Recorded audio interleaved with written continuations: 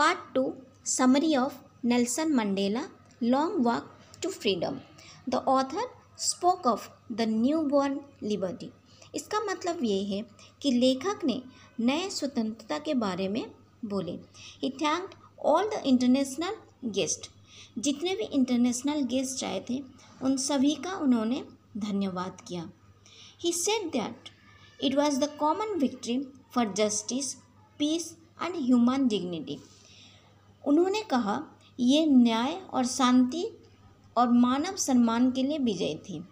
He pledged to liberate his people from poverty, suffering and discrimination. उन्होंने अपने देशवासियों को गरीबी, दुख और भेदभाव से स्वतंत्र करने की शपथ ली. After a few moments, colorful South African jets and helicopters flew over the Union buildings there. कुछ देर बाद साउथ अफ्रीका के जेट्स और हेलीकॉप्टर वहाँ यूनियन के बिल्डिंग पर उड़े. It was for military loyalty. ये नई सरकार के प्रति उसके प्रजातंत्र के लिए मिलिट्री वफादारी थी. The day was symbolise for the author by the playing of 2 national anthem. लेखक के लिए उस दिन 2 राष्ट्रीय गानों द्वारा प्रतीकात्मक किया गया. On that day of the inauguration, the author thought of history.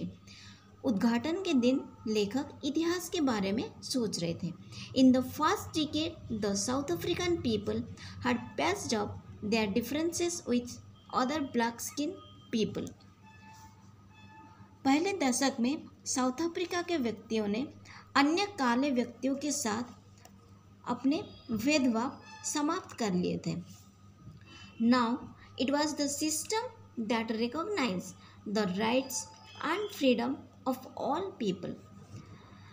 ये जो सिस्टम थे जिसकी वजह से सभी व्यक्तियों के अधिकारों और स्वतंत्रता को पहचानते थे. This auspicious day came after the sacrifices of thousands of the people. 1000 लोगों कुर्बानियों के बाद ये शुभ दिन आया था. He was pained that he could not thank them. लेखक को ये कष्ट था कि उन्होंने धन्यवाद नहीं कर सकते थे उन लोगों का. The policy of racial segregation created a lasting wound in his country and his people. ये जो रंगभेद की नीति थी जिसके वजह से देश और उनके व्यक्तियों के अंदर काफ़ी समय तक रहने वाला घाव था. This policy had produced great freedom fighters. इस पॉलिसी की वजह से बहुत सारे फ्रीडम फाइटर बन गए.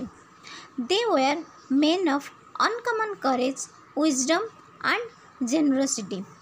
वे जो लोग थे वो बहुत ही बुद्धिमता, ज्ञानी और उदारता के व्यक्ति थे. The country was rich in minerals. देश में बहुत सारे खनिज पदार्थ थे. But its greatest wealth was its people. लेकिन इसका महान धन इसके व्यक्ति थे. From these people the author learn the meaning of courage. इन सब व्यक्तियों से लेखक ने साहस का अर्थ समझा. They risk their lives.